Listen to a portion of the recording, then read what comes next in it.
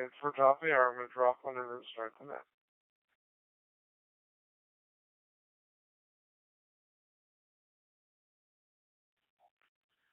Good morning or good afternoon, where you may be, and welcome to the Marco DVNet.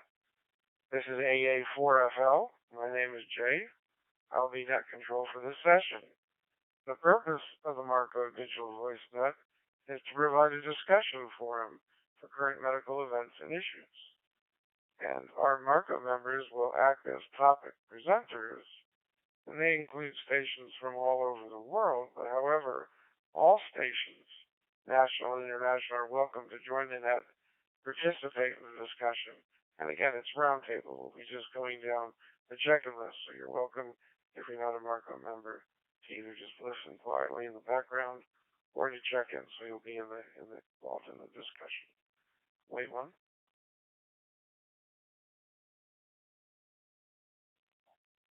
This is a directed net. It works from a login list, and all calls will be made to the net control AA4FL today.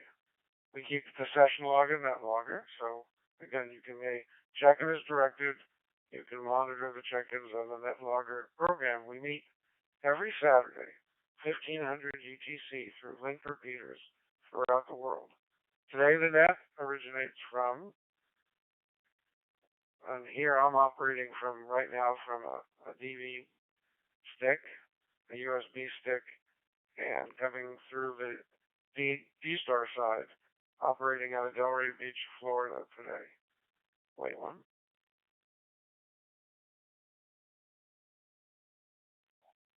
We're going to start with check-ins now. Are there any stations with emergency or priority traffic for the net? Call net control now.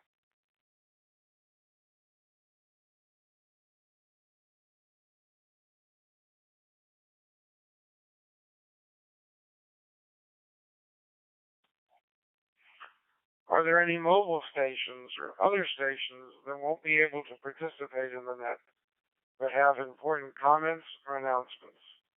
Please call now.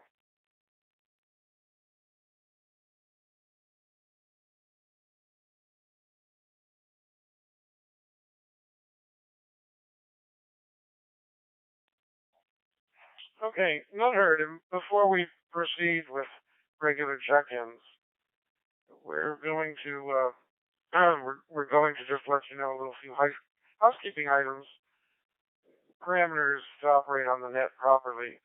We recommend that stations using radios that have a busy channel lockout feature to enable them, and that will prevent doubling with other stations.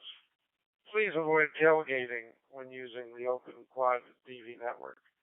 When keying up, leave a 2 or 3 second gap before speaking to allow link repeaters and hotspots to synchronize with the reflector and other repeaters in the network. Wait one.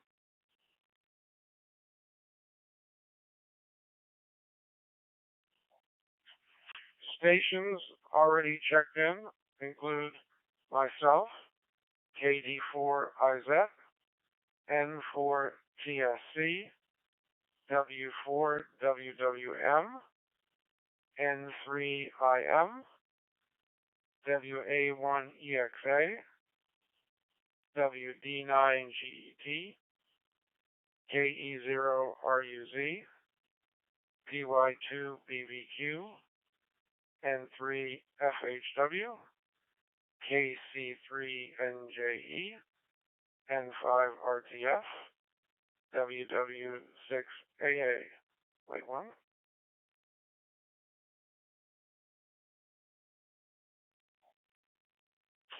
If you are not on the list and would like to check into the Marco Medical Image Radio Council's DVNet, call Net Control AA4FL. Make your call.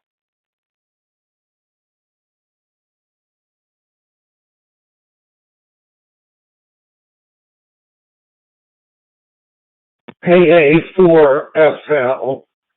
This is Kilo 3, Foxtrot, Zulu Tango, Steve, Philadelphia.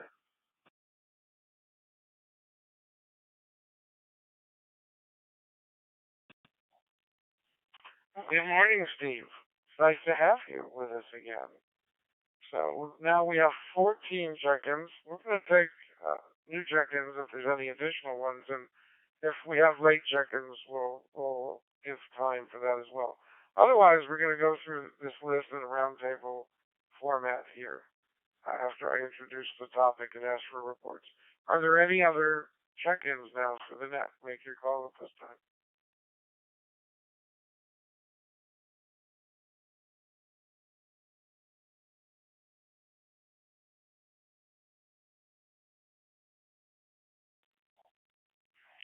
Okay, no additional check-ins heard.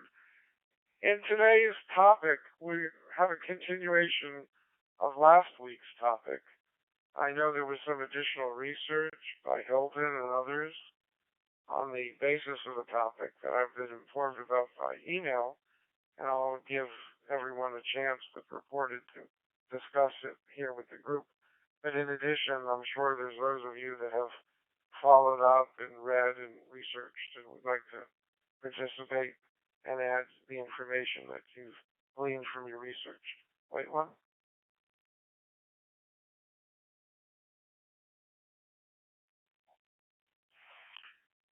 The purpose of the Marco DVNet is not solely to discuss COVID-19, the disease and its ramifications, but also amateur radio in general, and particularly Marco related aspects of amateur radio. Things are medically related, related to the organization, related to public service, and this will be continuing on in our publication of the Ether, which will be dedicated to volunteerism, showing that hands here in the June issue. But for this particular week, the first topic in continuation is on COVID-19. Wait one.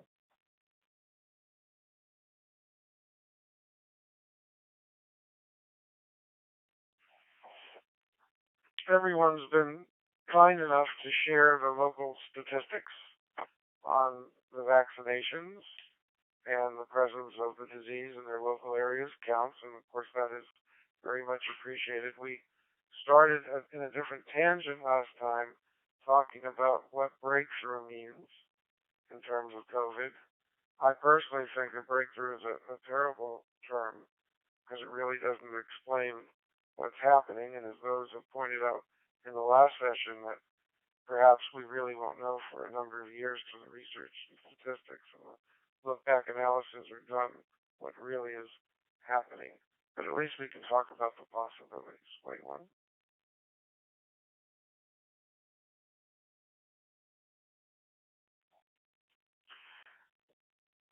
So-called breakthroughs, the public may perceive them as just failures of the vaccine, but what does it really represent? Does it represent loss of potency? Is that due to method of preparation and the way it's administered?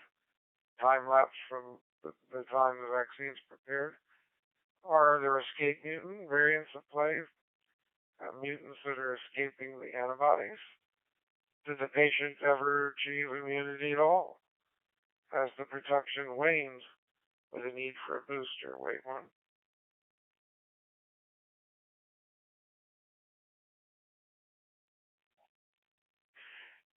In addition, post-vaccine patients are not having their titer checked to see if they're seroconverted, but that's not the only meter of immunity. So, is there immunity if antibodies are absent? What if they're absent right after the vaccination, 2 weeks later? What if they're present, and how long will they last? If you have no titer, will you have a different immune response where your body will start to produce antibodies again? Are the vaccines providing results for immunocompromised patients? So let's discuss all those in the terms of how you feel about them, and we're going to start if Jack's available with KD4. How is that, Jack? Make your call.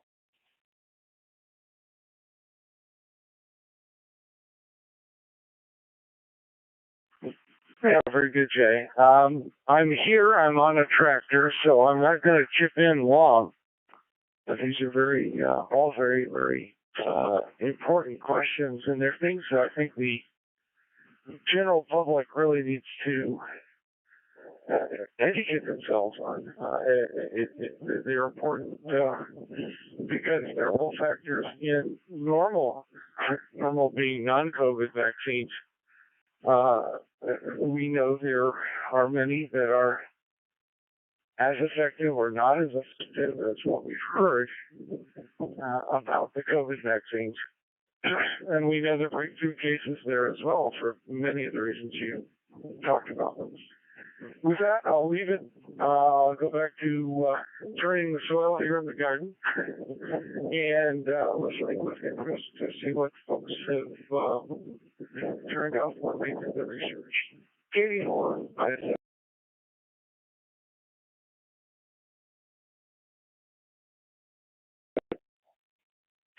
thank you very much, Jack. I know you're a multitasker, but I think this is the first time I've had you multitask in this manner. Appreciate you participating off the tractor. M4 TSC, Jerry in Boca Raton. Please make your call.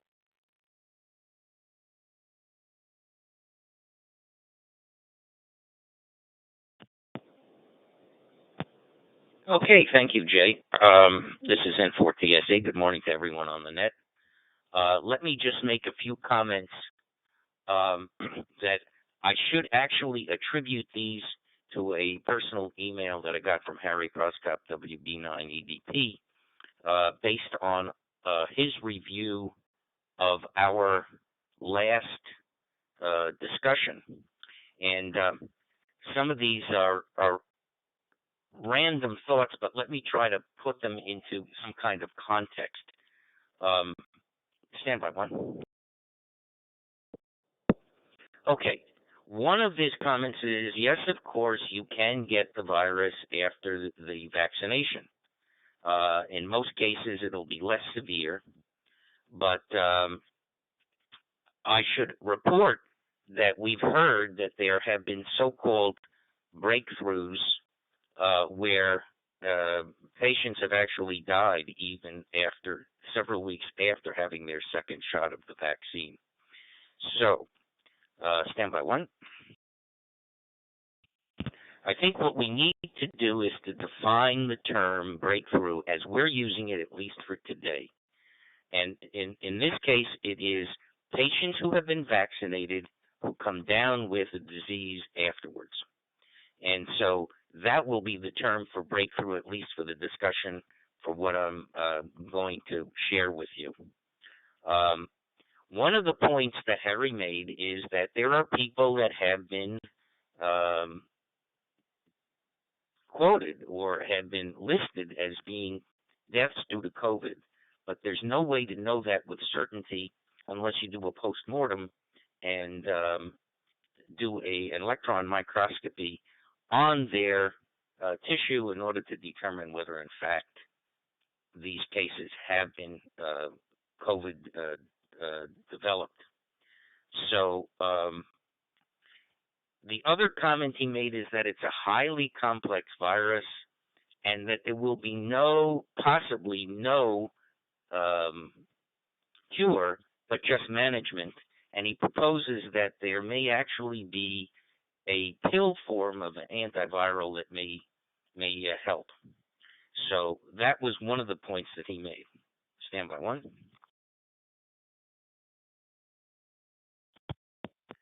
There are issues of trying to determine what the viral load is for this particular virus. He made the point that with HIV in particular, we're still looking for viral load improvements and trying to measure what's happening. And what we do is we do a dilution factor in order to determine what the level of virus is there, and you keep diluting it down to the point where it's undetectable. It's not zero, it's just undetectable. Another point that he made is that at the moment we've identified 4 major mutations, but there may be many, many more. And so we have to look at this. Stand by one. the point about developing a seroconversion could be that with so many different people administering these injections, that there may be some that are not absolutely trained to determine whether, in fact, that the vaccination is delivered correctly, whether it's in the muscle or whether it goes into the bloodstream, and therefore you can't compare one injection to another, even if everything else is normal, and you know that we have to look for what's abnormal in order to determine what's going on. Anyway, so those are some of the points that Harry made, WB9EDP, and if he happens to be able to join us today, he may be able to clarify the comments that I made. With that, let me turn it back to Jay, and this is food for discussion for this morning. AA4FL and 4TSE.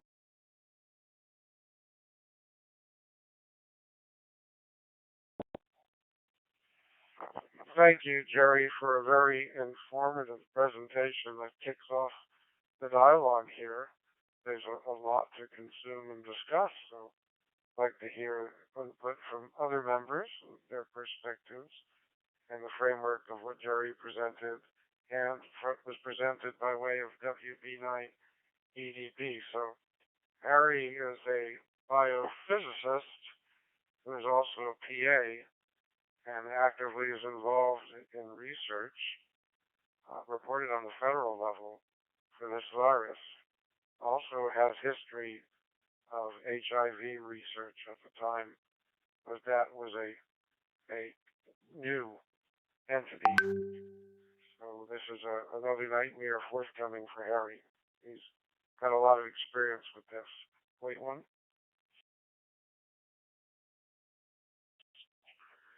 Next on our list, Will W4 WWM. Would you like to introduce yourself to the group, Will?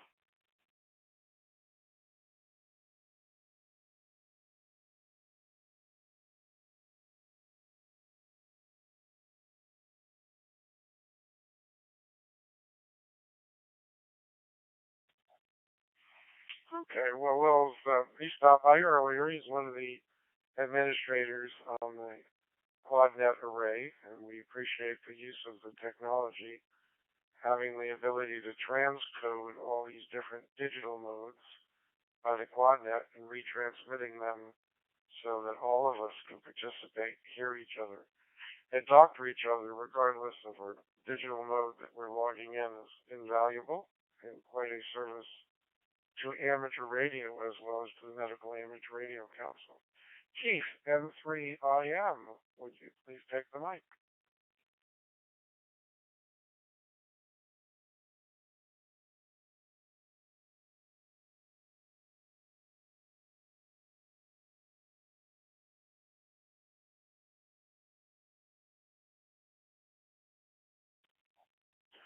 Okay, nothing heard from Keith. We'll come back to him. What about Mark? WA1EXA. Mark, do you have a presentation? Please take the mic. WA1EXA is here. I welcome everybody to bright, shiny, sunny, and very windy Cape Cod. As far as COVID is concerned in Massachusetts and on the Cape, we're continuing our downward trend.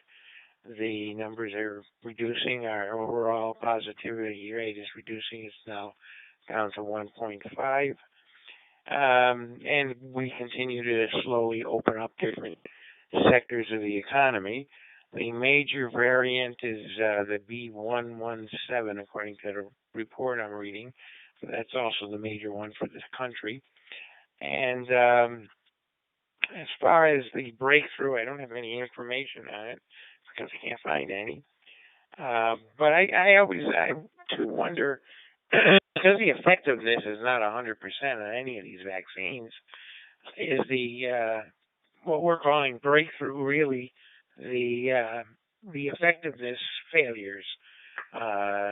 because the percentages are not that high, and the percentages of coverage is pretty good on all of the vaccines. Only other comment, wait one. The only other comment we have is that we've gone back with the Johnson & Johnson vaccine. Everybody has also been released, and we primarily are using it for special populations, those that we have to actually go to homes and administer, people who are homebound, the homeless, as they're going through looking for people that are homeless and bringing the vaccines to them, and anybody else that where it's not really, you got them once, you're not going to get them twice, type of thing. So that's about all I have. Back to you, WA1EXA.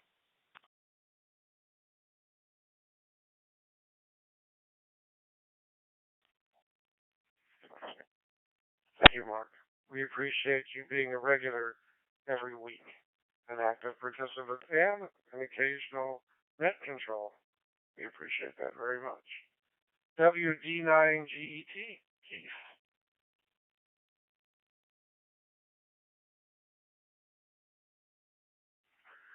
Good morning to the net, WD9GET in Alvin, Texas. Interesting discussion this morning. I'm not going to add much to it today. I was supposed to be up working a bike race, but since we've had, what is my current rain level? It is at just about 2 inches over the past couple of days, so for good reason they decided the course was too wet and conditions were just not safe for bike riders to be out today. So our numbers here in Texas going down like most places, so keeping an eye on things. Have to deal with a lot of international travel, and that seems to be an ever-moving target of what regulations the various countries and airlines are going to put out for you, so that does make life very interesting. But again, day by day it's different, so not much to say on that one. Anyway, good makes the net today. It's been a rare occasion, and 7-3 to everyone. WD9GET.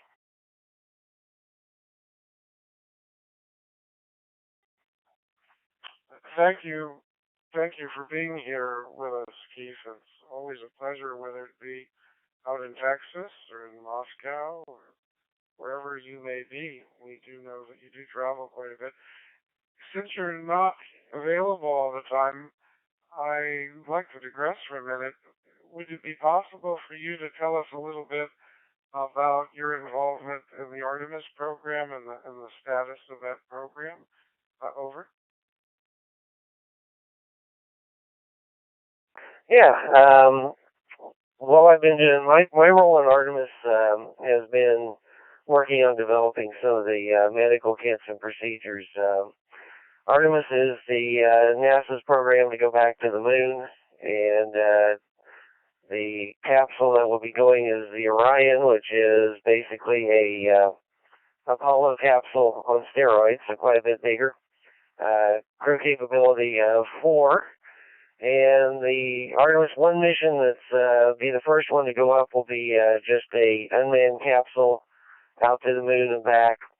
And then Artemis 2 will be the first one to have humans on it. And again, with that will be a landing. They're still working the mission, but probably not a landing until we get to Artemis 3 on that. But challenge there is we're so used right now to being in low Earth orbit with the space station. We're about 250 miles above the Earth, and if we have a major medical issue, it's not a problem to get somebody back within 24 hours. We can do faster if we need to, or tailor it a little bit longer if we need to pinpoint our landing zone. We have both Soyuz and U.S. SpaceX Dragon capsules that can bring crew members home.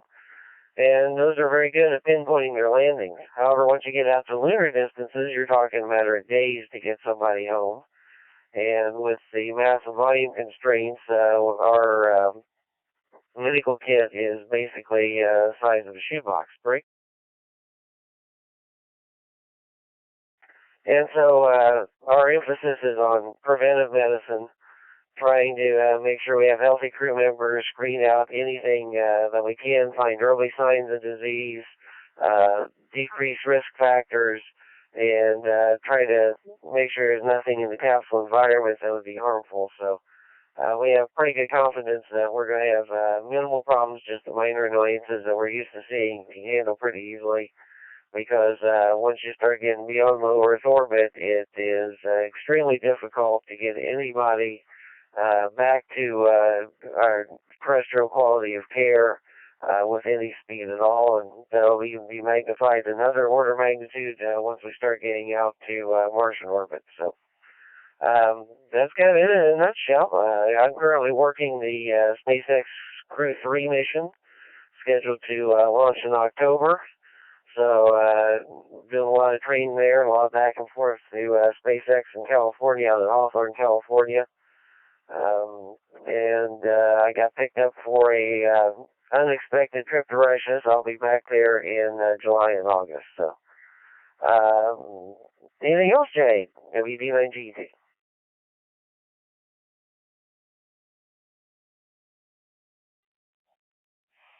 No, thank you for allowing us the pleasure of hearing what's going on there in Houston through your eyes. We do appreciate that. I know you've been busy as a flight surgeon in support of past astronauts and past missions, and I'm glad you're getting to participate in future missions. And of course, if the moon base, the moon, excuse me, the station around the moon ever gets built, I'm sure you'll push for amateur radio on that station. Thank you very much, Keith. Have a wonderful week. And we'll get another round if you'd like to contribute anything more here.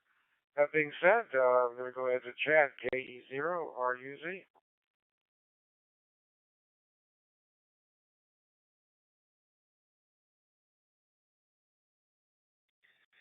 Yeah, hi, this is KE0RUZ, Chad, in Missouri. I'm a family practice physician. Just recently got a DMR radio, so it's the first time on the DVNet. Glad to be here and exciting stuff about Artemis. We've noticed decreasing rates here in Missouri as well. I've been tracking our local hospitalization rates, and they've stayed below 10 most of the time for the last several weeks, so very glad for that. Late one. As to the breakthrough side, I can say I've not seen any cases in my population of repeat infections, especially post-vaccination. Definitely we've had some that were early cases after vaccination, but none that were considered a failure of the vaccine. One thing that I think is important to note is we really don't routinely test for cellular immunity, and I think that's going to have a lot longer effect on our immunity status. And I'm hopeful that that is what will get us through this and back to normal. Not a lot of research out there yet on that, but I'm hopeful more will come. And with that, I'll release it back to the net control.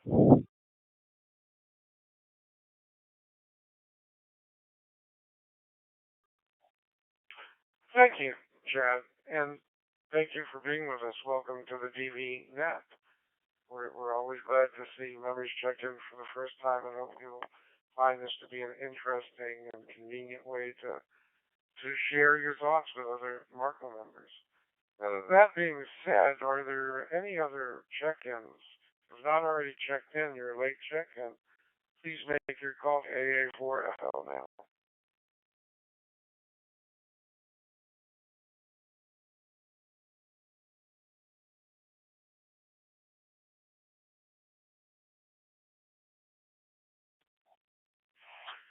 Okay, none heard. We're moving on to our second half of our list of the first time through the roundtable, and at a very opportune time because PY2BBQ always has so much pertinent information to present that I know has done some recent research on the topic, and of course, being in Brazil, he's had a little bit more of a acute issue to deal with than we have in recent times, only I guess to be replaced by India and we haven't had any participation from there, and I imagine their medical community doesn't have time to participate. So go ahead now, Hilton, and nice to have you on board PY2BBQ.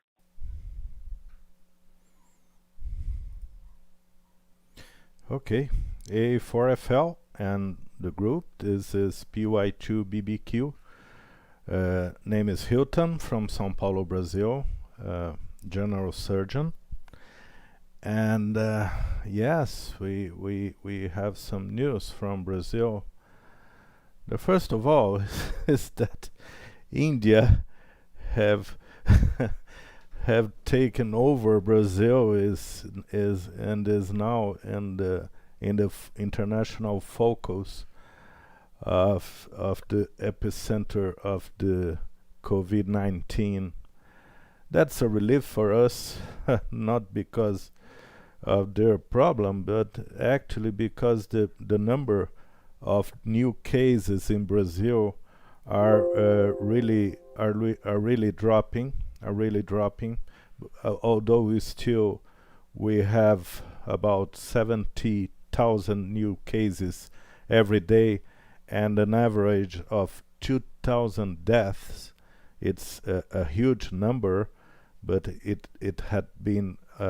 it's been almost a half of a few weeks ago. And there may be a few reasons for that. Of course, the measurements from the government of a kind of lockdown worked, and the vaccination as well. Wait one. So it seems that we are in the decreasing side of the epidemiologic curve. But of course, this decreasing is much slower. It's not as steep as the increasing phase of the curve. And so we'll have to deal with these high numbers for a long time, I think. Well, the vaccination goes on in Brazil. We have already given a total of, let me have a look at this, total almost 50 million doses of vaccines have already been given in Brazil. 32 million people received the first doses, and a total of 16 million people received the 2 doses. It's quite low in a percentage of the population. 15% received 1 doses, and 7.5% of the population 2 doses. But what we have seen is a decrease in the number of patients, of older patients being hospitalized. That's surely because of the vaccination. In São Paulo state, this week we are starting to vaccinate the people from 60 years old and above, and it's going on. It's being given an average of 1 million vaccines a day in Brazil. We have the capability of give 2 million vaccines daily, and it's not happening because we don't have enough vaccines. Wait one. One important issue that came out this week in Brazil was the evaluation of the Russian vaccine, the Sputnik V, and it was not approved. It was not approved by our health agency. After more than 1 month of analysis, it was not approved. And it's started a diplomatic problem between Brazil and Russia, actually. It was not approved because there is still replicant adenovirus in the vaccine. So it may spread this vaccine adenovirus, and we don't know what kind of sort of disease it may produce. So it should be inactivated, but it's really not.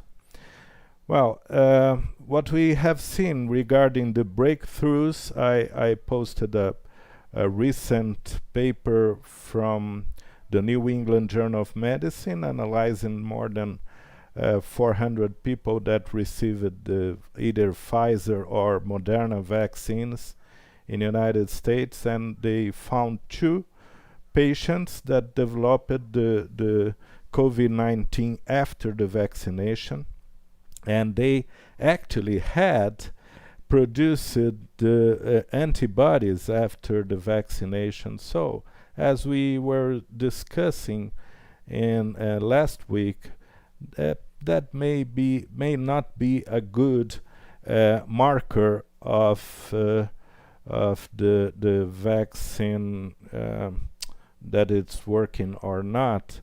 Probably what's being said today by Chad, I think, is that we also need to study the cellular immunity of this patient. It's probably plays a role in the protection. Wait, one.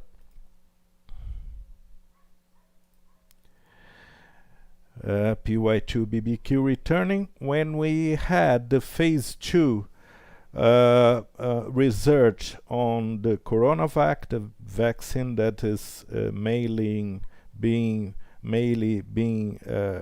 administered here in Brazil, we saw that the efficacy was much lower than the Pfizer's or Moderna's or Janssen's vaccines, but it prevented mortality and prevented hospitalization. So obviously it's an important effect of the vaccine as well. That's the story here, and I'll give the microphone back to the net control, and for FL, PY2BBQ.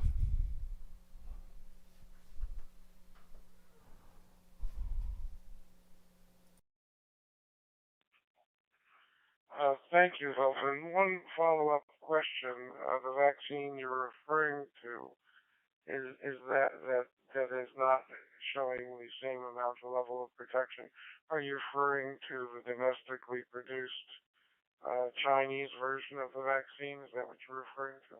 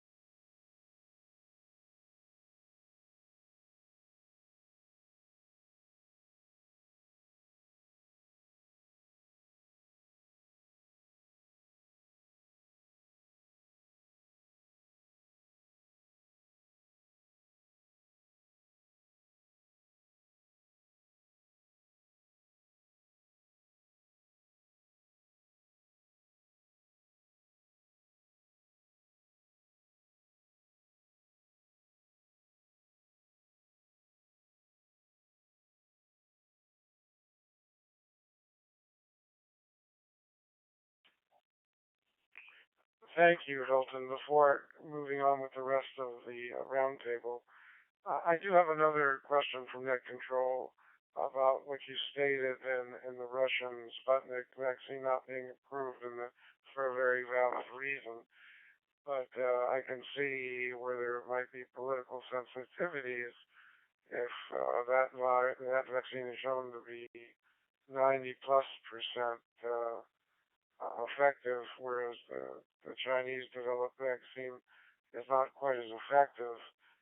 So are you saying that there's a component of the Russian vaccine that your regulating body found to be a potential harm to the public, and that particular feature is not present in the Chinese vaccine? Is that correct? Or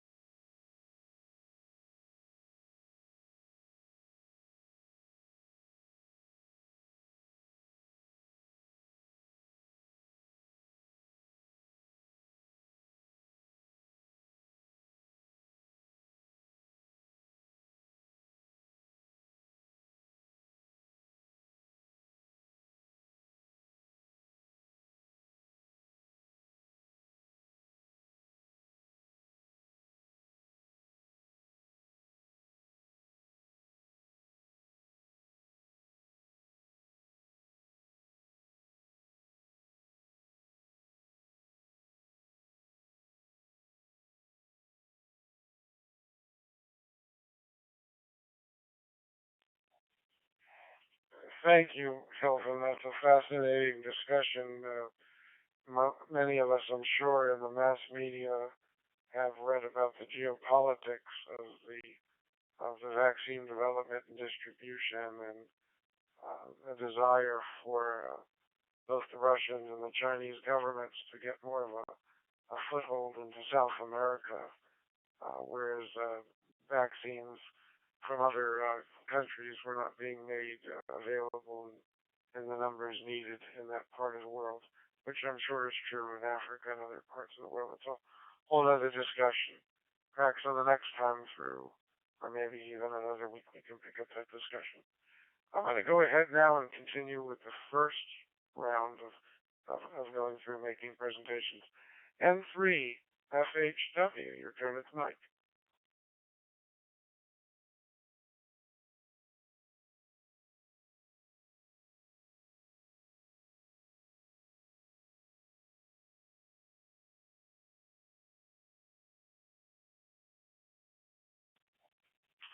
Okay, thank you. I realize you're not here right now. We'll check again on the next round through. We've had a very quite lengthy discussion here, so people needed to step away for a moment or two. That's understandable. We'll give another opportunity to those of you that maybe earlier on the list did not get a chance to participate for that reason. KC3NJE, you're next.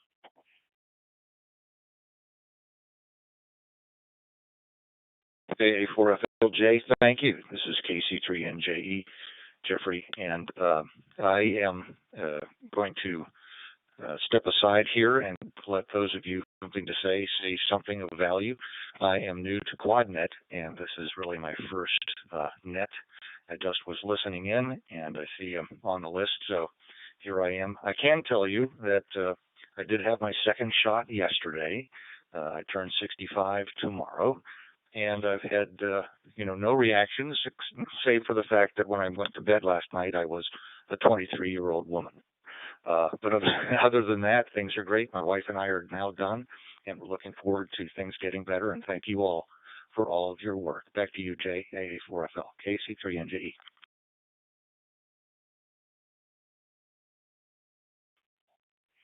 Well, Jeff, we're delighted to have you here today.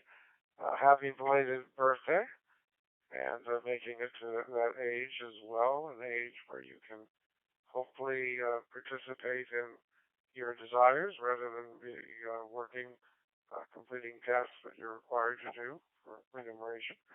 And hopefully amateur radio is high on your list, and we encourage you to stop in for the net whenever you'd like. And we encourage comments and questions from those in the community that are not health professionals. So anyone that's listening, if you'd like to check in at the end of this first round, we'll be more than happy to have your participation. So welcome to the QuadNet Array as well. Again, this is a wonderful service they provide for the amateur radio community, Jeff. And you'll find many interesting nets as listed on their website.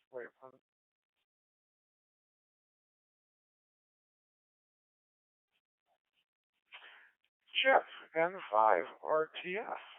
Looking forward to hearing your comments. Go ahead.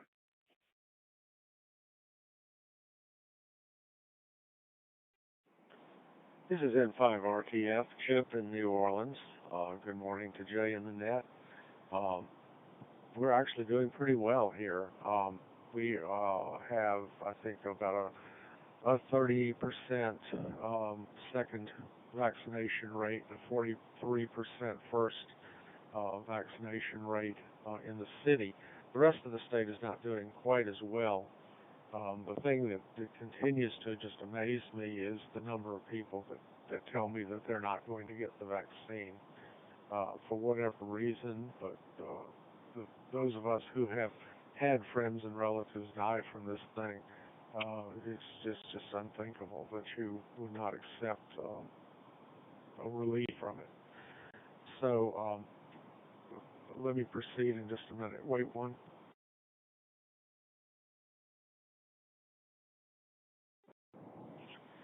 Okay. One of the things that just still seems to me under-researched, the dog that didn't bark, is the fact that children don't get this disease. I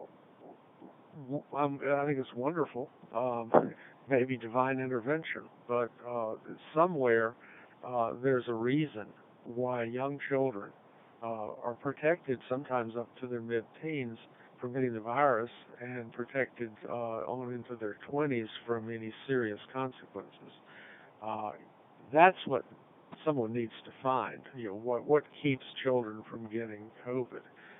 Is it something that they get in utero? Is it something that's passed from child to child in play or daycare? But something's out there that gives them immunity for up to 20 years. And we probably need to be looking in that direction even more than trying to refine these vaccines, because that's the long-term answer, not only for this, but maybe for other viruses to come. That's not all I had to say. N5RTF.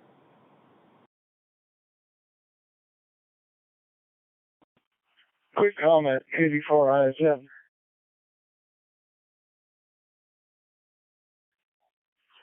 Jack, please proceed.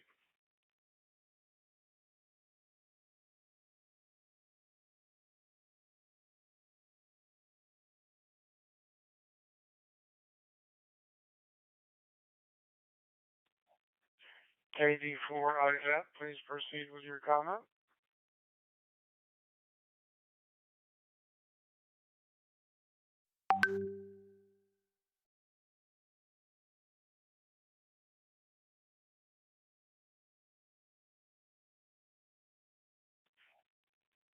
Okay, I'm not copying Jack on the last two opportunities. Jack's wife is a pediatric infectious disease doc, so he more than likely has some very valuable information to pass along.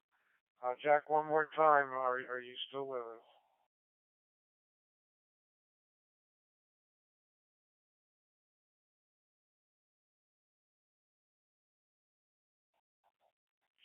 Okay, hopefully Jack will be able to come back and pass that information along subsequently in the net. WW6AA, Merrill, we're so happy to have you with us from California. Now that we've given you a little extra time late in the roundtable, we're giving you an extra hour to wake up and get your intellectual juices flowing. Go ahead. Thank you, Jay. This is Merrill, WW6AA, and I've retired from medicine at least for I don't know, 15 years. And so I'm not sure I have a lot of input except the observation that both California and Florida seem to have a lower rate of virus compared to the rest of the country. And I wonder if it's due to the weather. In terms of immunization, don't know how many have been to Los Angeles, but Los Angeles County has 10 million people in it. And they have given almost 8 million doses of the vaccine. Things seem to be pretty much opening up here. Restaurants are open. Yacht Club has got its Wednesday thing happening, and the restaurants are there. And so we are slowly coming out of this. And the other thing I wanted to mention is, Jay, your publication of the Moderna virus reaction in the Aether was really interesting because my son, who is an oncologist, mailed me a copy of the New England Journal of about 3 weeks ago, publishing the same complication. So somebody is reading your journal. Anyway, I don't have a lot to add. I'm just going to listen. And my only other comment is that when each of you talk, I usually go to QRZ and look at who I'm contacting, and I look at each one of you. So I would hope that you all put pictures and more information there so I can really learn who you are. Back to you, Jay. WW6AA is listening.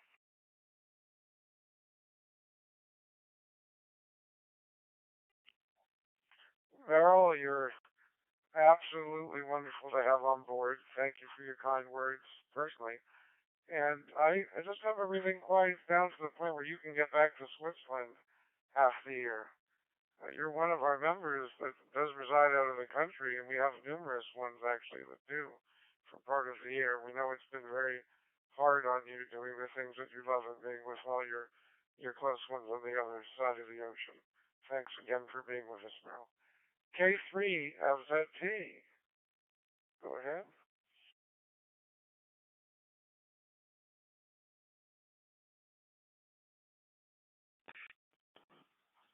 884FL and the net. This is K3FZT. One bit of personal news. I passed my amateur extra, and this morning the FCC emailed me the license, so I'm in the database. Other than that, I really like to turn from the science of the vaccine and of the disease and turn to our role as communicators about the illness and our neighbors. I am discouraged by this morning's New York Times, which prominently shows on the front page below a large 4-column wide photograph of a preacher in a church in Tennessee the line that in rural America, the shop divides communities. And that's continued on an interior double spread with more photographs and personal interviews. And this is where I feel, as physicians, we are failing. Yes, those of my junior colleagues who are at the bedside of individual patients with inadequate knowledge and inadequate resources of how to prevent people from dying had a greatly difficult time. Wait one.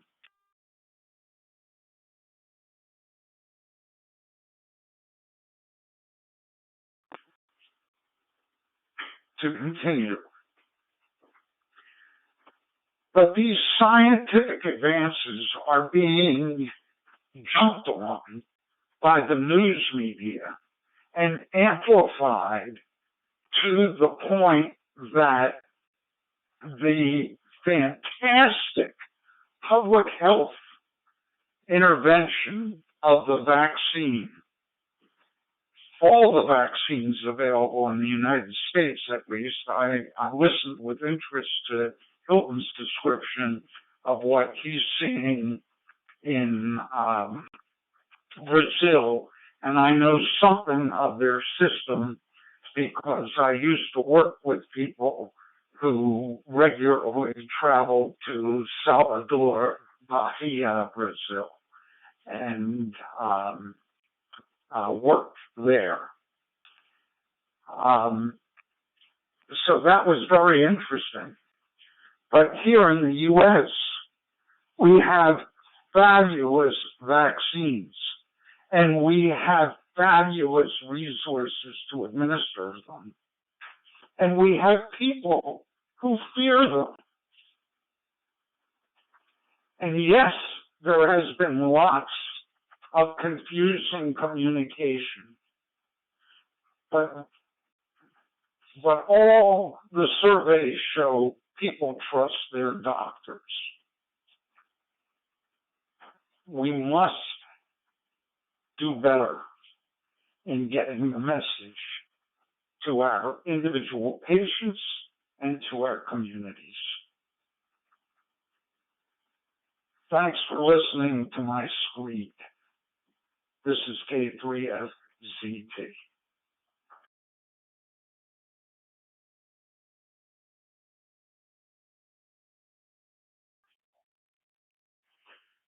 Thank you very much, Stephen. I'd like to hear more about that, and perhaps that's something we can pick up in next week's discussions threads. You know, what is the responsibility as someone who is trained in the health fields, particularly as a physician, in terms of their professional responsibilities, but not only that, their personal, whether or not they should be doing this personally outside of the scope of their professional duties. But we've been taking quite a time. It's an hour getting through the first roundtable. Why don't we do this? First, are there any light check-ins? Anyone else that would like to check in? If so, go ahead and make your call.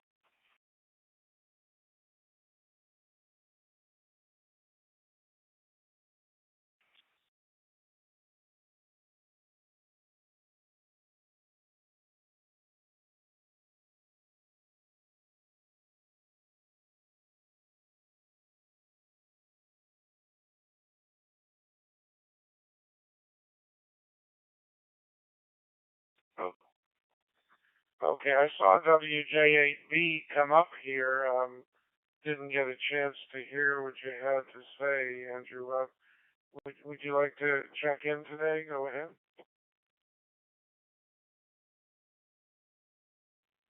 Yeah, I just came back with my call sign. Yeah, I've been listening to the last half of the net. Very interesting. We've just been out of town for more than 2 weeks, so wasn't able to keep up with much other than 2 very, very young granddaughters. That I managed to do. So But good to hear everybody on here, and we'll be back again next week, Jay, for FL from WJAP.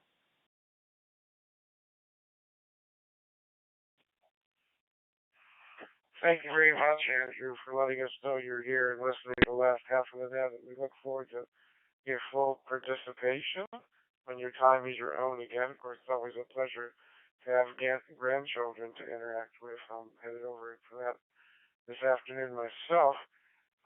Again, on the next round here, let's talk about what we would like to discuss in more detail next week, and we'll create some threads of discussion. There is some time for follow-up questions, but since we're so late in time, let's focus on next week. KD4, is that Jack? Are you with us? Go ahead.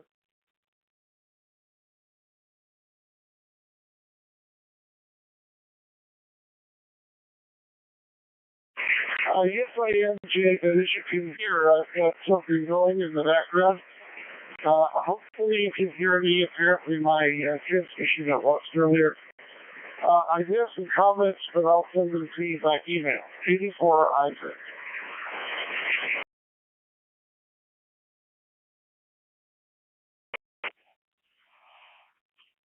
Jack, if the comments were in regard to pediatric exposure and lack of disease, we'd appreciate input from your wife. Certainly, I'd love to hear it from email, but with your permission, I'd like to add that to next week's discussion thread. Would that be okay? Yes, absolutely. Not a problem at all. And I'll drop like I said, I'll drop an email with some thoughts. Also copy Chip on it. Really important things that I said that apparently got lost. And I apologize for having disappeared off the edge of the earth there when I attempted my comments after Chip's transmission. Off to next week. Sounds like a good and interesting set of topics could come up by communication points. Those are really valid and really important. 84 Isaac.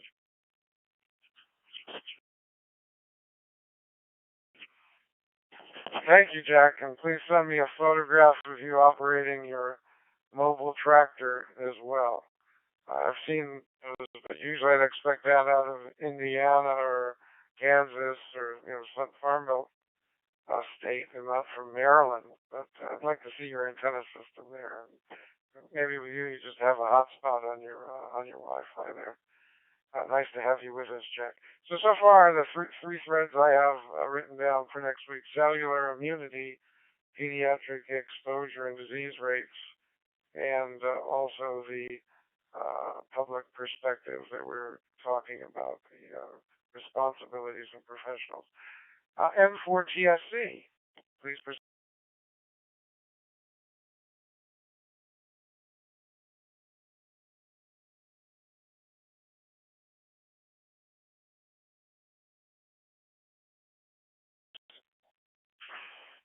N4TSC, Jerry, do you have any follow-up input, threads for next week?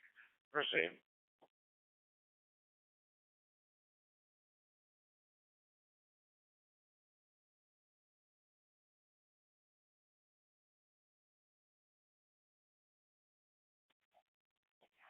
Okay. I'll be talking to M4TSC later, and I'll get some input.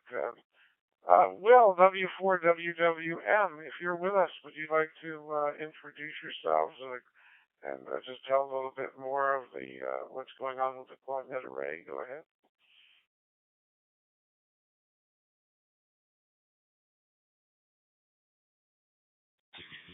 Oh, thank you much, Jake.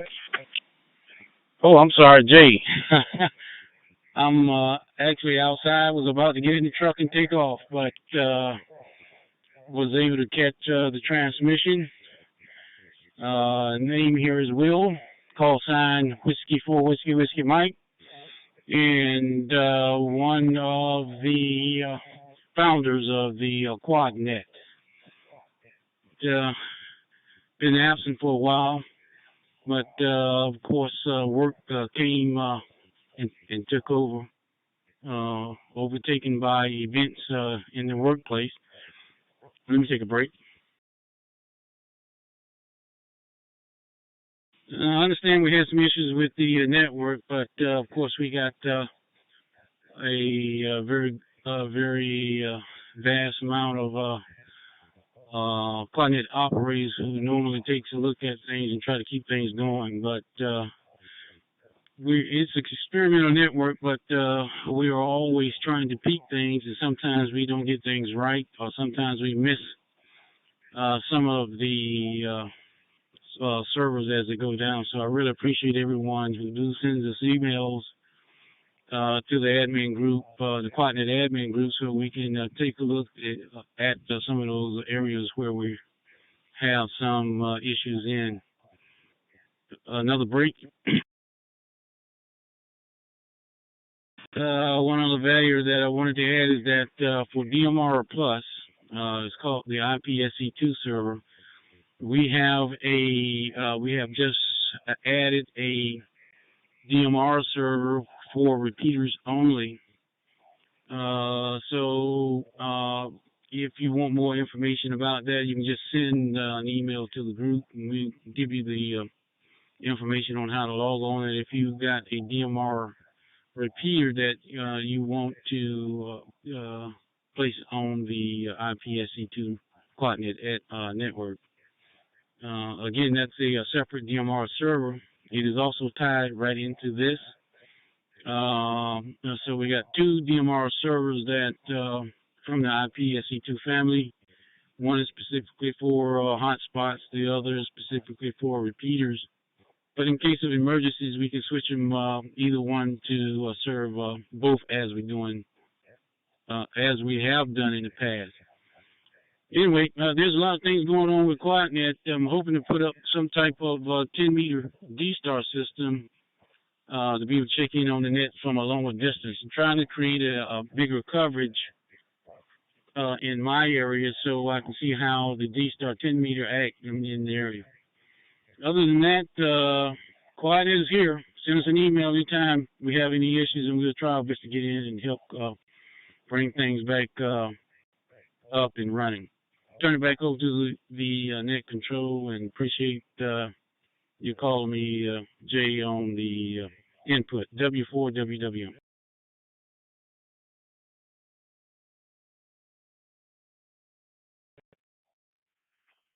Well, you're very welcome, and thank you, Will. Appreciate your presentation there, and we all do. And we haven't had any technical problems lately. It's been running very smoothly due to everyone's hard work on the Quadnet array. Thank you for everything you do for us and for the amateur radio community in general. We'll hope to talk to you again in the future. And here I am. Keith, are you available to make a presentation and some suggestions for next week? Go ahead.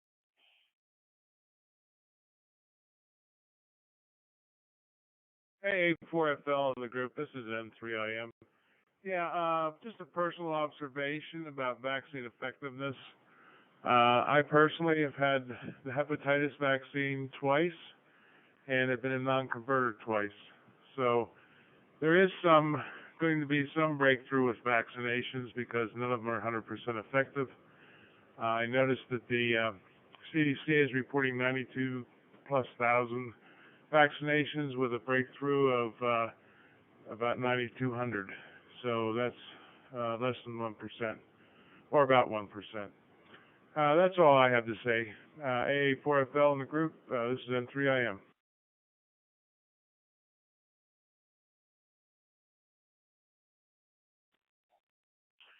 Thank you, Keith. It's always a pleasure to have you here with us, and we look forward to Hamvention next year. We all can get together, Hamvention in Xenia, where we all can get together in person and sit down to have these discussions at our markup booth and with the general amateur community as well. Thank you again. WA1EXA, Mark, please provide some input for next week. Yeah, WA winning XA. Boy, got a frog in my throat all of a sudden. Well, I can say that as far as proceeding, in the Northeast, our issues now are getting to be two. One would be what are the results of opening up the economy? Is it being opened too fast? Can we go faster? Depends on the state. But what kind of what results we're getting out of this? Are we getting more problems? How is it affecting hospitalization? And then the anti-vaxxers. I know that in one state, I think it was Minnesota, but I saw this on TV. They've actually set up what they call a strike force that go out and determine a certain area of the state that is seems to be a hotbed of anti-vaxxers, and they actually go into people's employment, go into a church service, go into an area of, and just and actually present the program and answer questions directly with the patients, with people, and they are getting some results from that. Some people are changing from no, I don't want to do it, and to okay, I'll give it a try.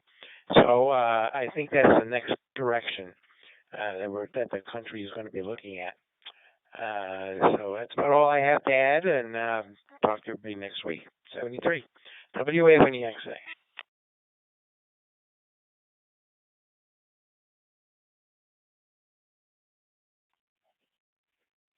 Well, thank you, Mark. That actually leads to a thread that might be worth discussing, and that vaccine passports, are they ethical?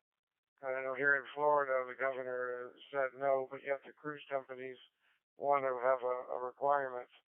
But I think they said 95% of the passengers, 98% of the crew had to be vaccinated. So, and then with these cards, even if you were, are they valid ways? Since there's so many false ones on the market. So that's another topic that can be discussed. Thank you for bringing that up, even if I modified the discussion line. W9GET, Keith, are you still with us? Do you have some suggestions? Go ahead.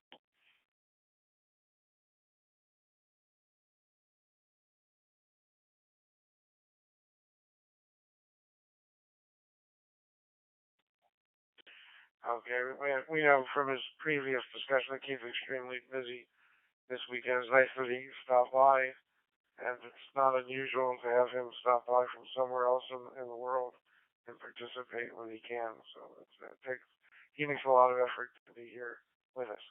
KE0RUZ, Chad, please take the mic.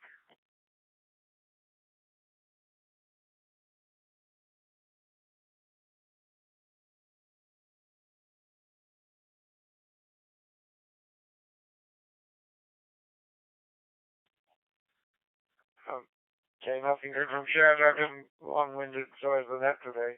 Maybe we're tackling too many topics. But go ahead, Hilton, PY2BBQ. Okay, A4FL and the net, this is PY2BBQ returning. And first of all, I'd like to thank you, everybody, for this net today, for the excellence of great level of discussions and interesting subjects that came up from this net, and what to say for the next week net. Well, I think that talking about the immune status for development of severe COVID-19, whether it is excess immune or lack of it, that may be an answer why we don't see severe COVID-19 in children, and also in other populations that we first thought that would be of great risk, like the HIV patients. So it seems that the problem is the excess of immune response, and excess of inflammation. Probably that's why some other groups like obese, hypertension, and older people are more involved in severe COVID-19. That would be a good thing to discuss. And the second thing that came up was regarding the information problems, especially with the vaccines. What's the whole of health personnel, government, and especially the social media? How can we deal with the anti-vaccine propaganda? That's actually, I think, would be a nice discussion for next week. So, thank you again. This is PY2BBQ, back to the net control A4FL.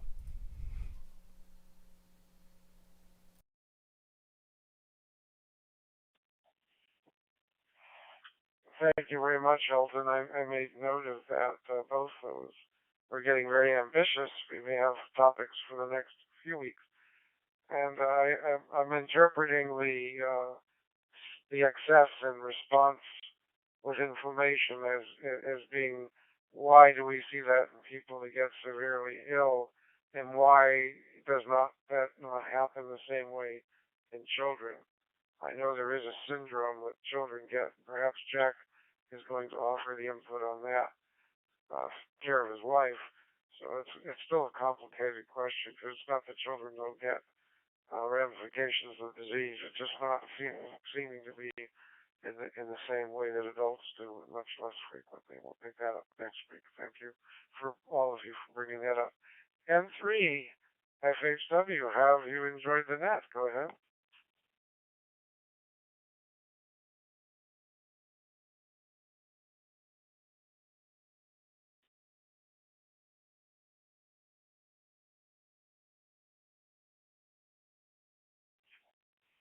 Okay, nothing heard. KC3.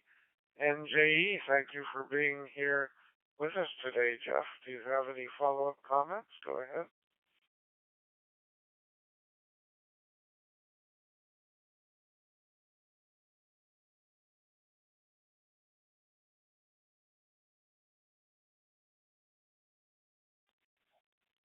Okay, nothing right. Again, I know we're running well over the hour mark, so it's understandable that some of our logins are not available now past the hour that it is projected to be. N5 RTF, Jeff, did we properly interpret the issue that you brought up for next week's discussion? Go ahead. This is N5RTF. Yeah, I look forward to some ideas on that. It just seems to me that's just a glaring contradiction to everything else that we know about COVID. You've got this huge mass of people that are effectively immune, and nobody seems to notice. So yeah, I hope there's some work being done on that. N5RTF, clear.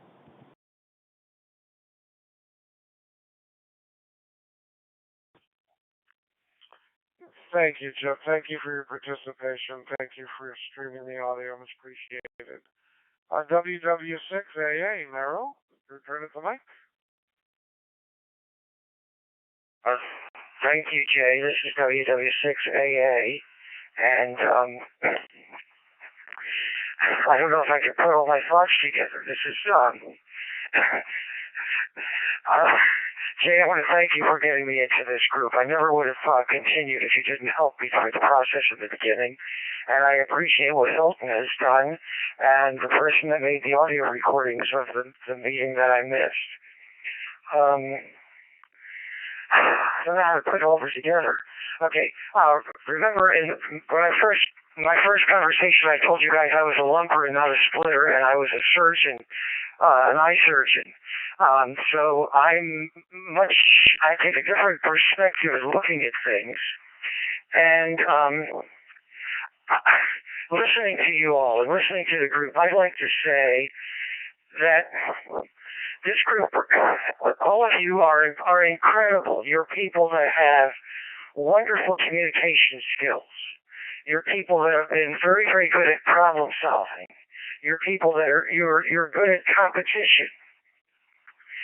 And I would like to encourage Jay to spend a week thinking about how to communicate better. We live in a world of anti-vaxxers and all the polarization and incredible political polarization, and we in the medical community have almost no influence over what's happening. When I was a child in the 50s, everybody respected what the doctors said. Camel used to use them as an ad to advertise their cigarettes. We have lost it. The problems that we're seeing aren't the problems of the population and the world. They're because we have lost our ability to communicate what's really important to the society.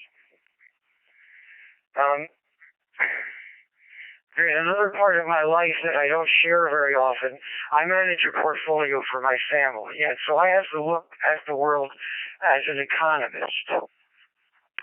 And as an economist, you look at a concept called return on investment.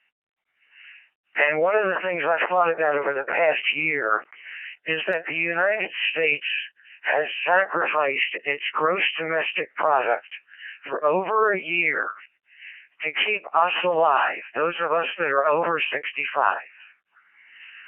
Many other countries in the world would just sit back and let us die. And so the country has made an enormous sacrifice. And from an economic perspective, I think the United States deserves a return on that investment.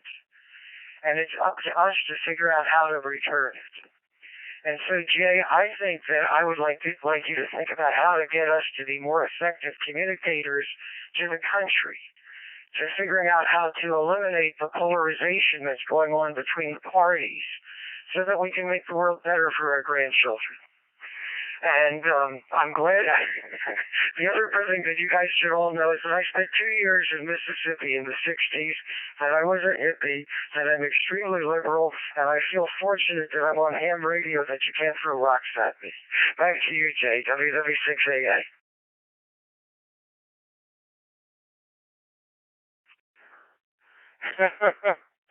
Oh, thank you for your presentation, Meryl. We love you. And, well, we're in amateur radio. We have, just like as when I was a dentist, working on patients, you have patients on both sides of the center, and you listen to both groups, and you try to be there in an unbiased way and keep everybody to be your friend. I think, in this world, we've tended to segregate ourselves and stop doing that. But, it's certainly meritorious to discuss. But I don't know, unless aliens come here and attack all of us, if COVID-19 can't pull everyone together, I don't know what else other than an attack on the world would do. But we certainly should discuss that, you're right. Drop one.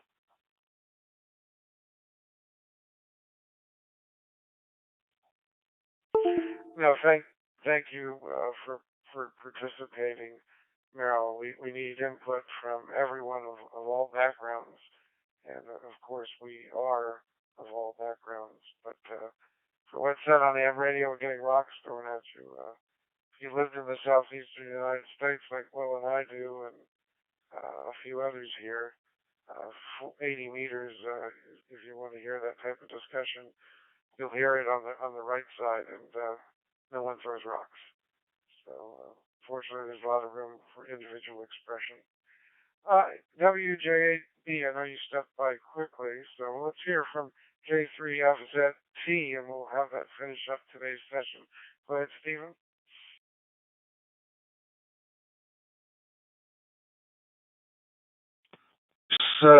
Jay and Annette, I appreciate a second go round, but I think my previous screed was enough in the main.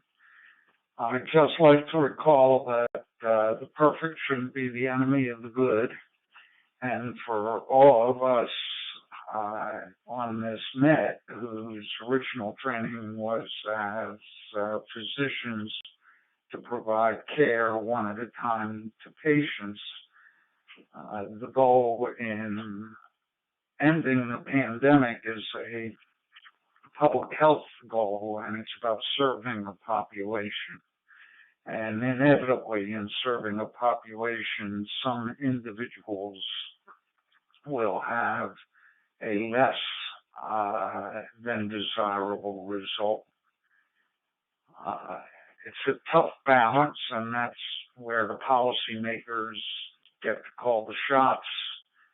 And we, as physicians, are not policymakers, but our voice can contribute to policy if we use it. Thanks so much for the opportunity to participate in this great net and to try my chops on the different digital voice modes with the QuadNet array and to build a relationship with all of you here. This is K3FZT 73, everyone. I'll be clear, but listening to the rest of the net. Good afternoon.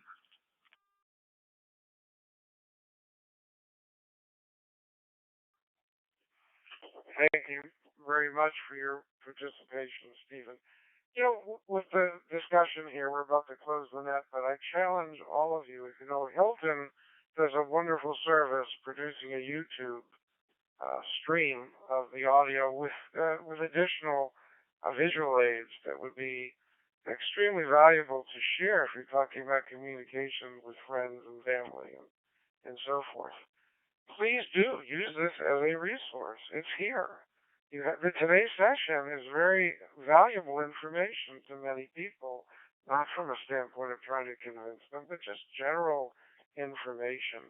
One good question and answer leads to another good question. There's so many that need to be answered, and it will take time. We're only 15 months in. We look forward to being able to have success. We know that it's happening quicker here in the United States than in other places in the world, and we think about how much has been accomplished in actually 14 months. And I look forward to a year from now being able to reflect on what's been accomplished. But that being said, drop one.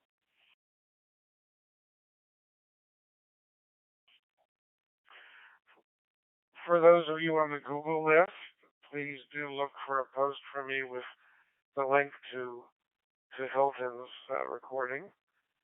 Please go ahead and share that email. We'll write it in the context that it can be forwarded to others.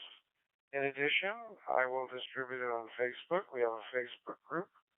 And I'll also put it on my personal page. If you'd like to friend me, you're welcome to share the post with others. Talking about taking leadership.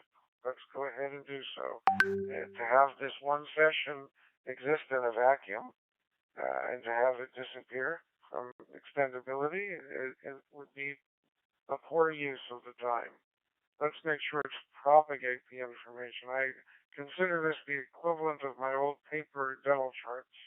We digitize them all because a chart on a cabinet is useless to me. What I want is something that's at my fingertips that can be indicative of the true happenings of the day. Thank you, everybody, for participating. AA4FL, calling the net to a close and bringing the QuadNet rate back to the general amateur community. See everyone next week. 7-3, AA4, FL clear.